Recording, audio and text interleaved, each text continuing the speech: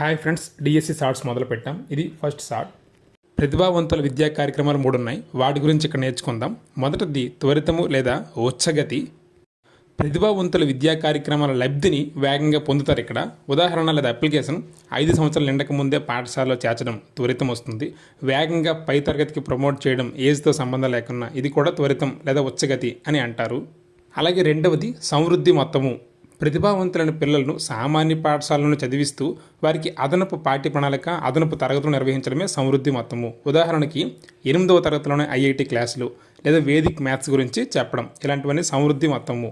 అలాగే 3వ కార్యక్రమం పృథక్కరణ లేదా వేర్పాటు, సాగ్రిగేషన్.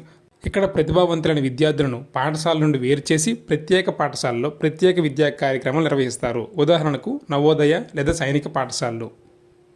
ఇది ఫ్రెండ్స్ మొదటి షార్ట్. ఈ షార్ట్ మీకు నచ్చినట్లయితే మన ఛానల్ సబ్స్క్రైబ్ చేయండి, లైక్ చేయండి మరియు షేర్ చేయండి. Thank you.